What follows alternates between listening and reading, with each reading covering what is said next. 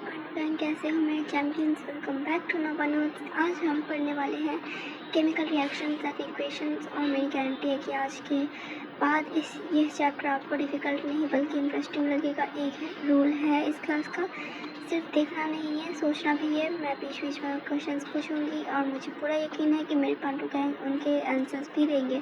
और हाँ, अगर किसी को लगता है कि केमिस्ट्री सिर्फ इक्वेशंस रटने का सब्जेक्ट है तो आज उसकी ये मिसअंडरस्टैंडिंग हमेशा के लिए दूर हो जाएगी।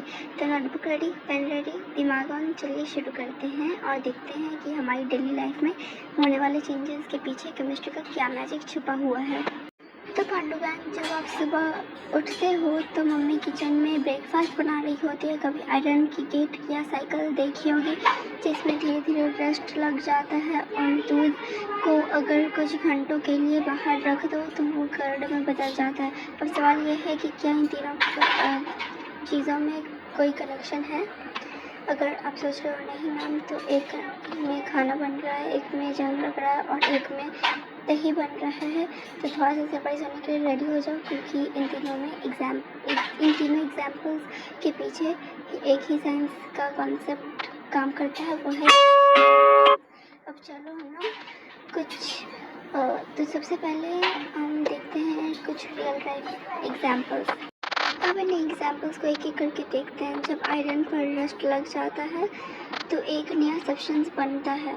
जब वुड जलती है ऐश और गैसेस बनती हैं। जब फूड कुक होता है तो उनका टेस्ट, स्मेल और प्रॉपर्टीज़ चेंज हो जाती है। जब मिल्क कर्ड में कन्वर्ट हो जाता है तो वो वापस मिल्क नहीं बन सकता। और पांडु गैंग, यही एक बहुत इम्पॉर्टेंट ऑब्जर्वेशन है। इन सभी केसेस में एक नया सब्सटेंस बन रहा होता है और जब भी न्यू सब्सटेंसेस बनता है समझ जाओ कि केमिकल रिएक्शन हुई है। अब अगला क्वेश्चन है, केमिकल रिएक्शन की एग्जैक्ट डेफिनेशन क्या है। चलिए अब उसे समझते हैं। ऑलराइट पांडु गैंग, अब फाइनली समझते हैं कि केमिकल रिएक्शन होती क्या है।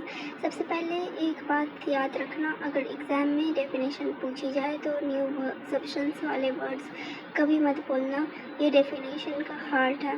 डेफिनेशन कहती है a chemical reaction is a process in which one or more substances change into one or more new substances with different properties. अब इनको इजी लैंग्वेज में समझते हैं।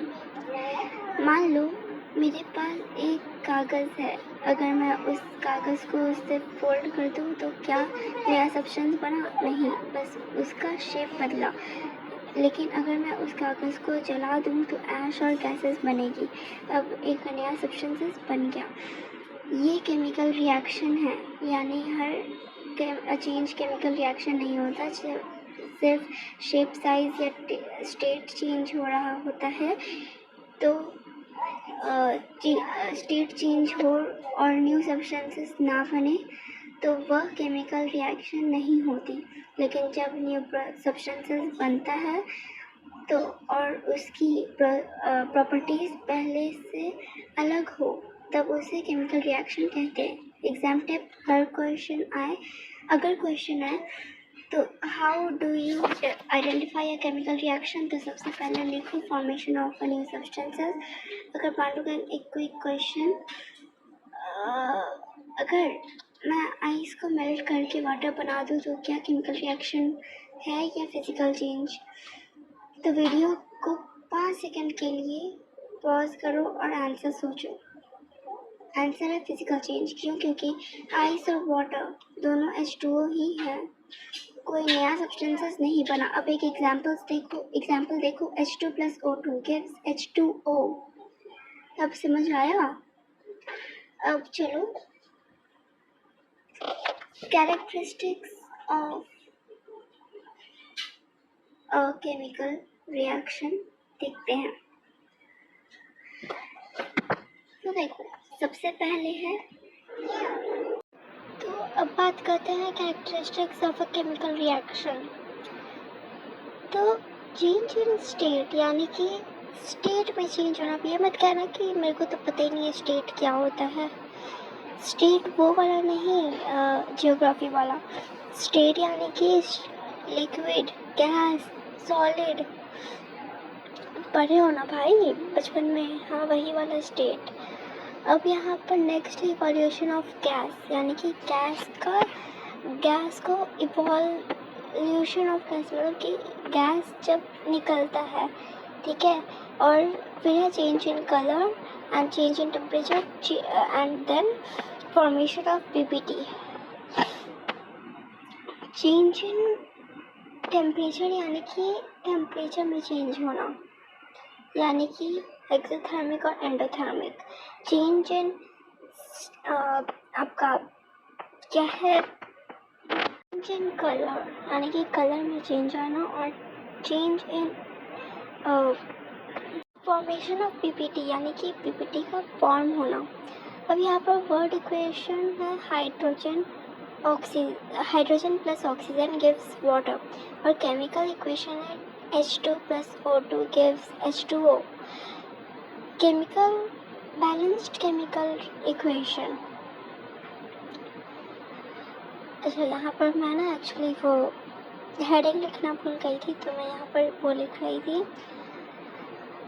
अब बात करते हैं बैलेंस्ड केमिकल इक्वेशन का। तो अनबैलेंस्ड केमिकल इक्वेशन क्या होगा, H2 plus O2 gives H2O, और बैलेंस्ड क्या होगा, 2H2 plus O2 gives 2H2O। समझ आया? चलो अब बात करते हैं law of conservation of mass.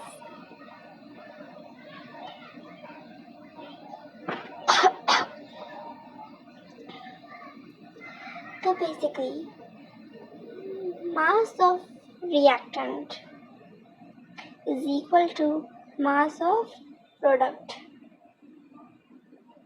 Okay, इतना तो समझ में आ गया कि जितना मास रिएक्टेंट के साइड में होगा उतनी मास प्रोडक्ट के साइड में होगा। अब कुछ यहाँ पर रूल्स हम लोग देखेंगे। पहला रूल है same number of atom, same number of atom. Second rule है write correct chemical formula. ठीक है, आपको करेक्ट केमिकल फॉर्मूला लिखना है, ठीक है। और थर्ड रूल है यूज़ कोएफिशिएंट्स ओनली, आपको सिर्फ कोएफिशिएंट ही यूज़ करना है, ठीक है। नेक्स्ट है H2 plus O2 gives H2O. Second, MnO2 plus HCl gives MnCl2 plus H2O plus Cl. अच्छा, और थर्ड है Fe plus H2O gives Fe3O4 plus H2. अच्छा, मुझे ना आप लोग ये सब बैलेंस करके बताना, ठीक है। और ये कुछ क्वेश्चंस हैं, ठीक है। सैम्पल पेपर्स आप पॉज करो और ये सब देखो, ठीक है, क्योंकि ये सब प्रीवियस ईयर क्वेश्चंस हैं। तो मैं चाहती हूँ कि आप इन सब को देखो, समझो, सॉल्व करो खुद से, और अगर नहीं बने तो मुझे फिर कमेंट में बताओ।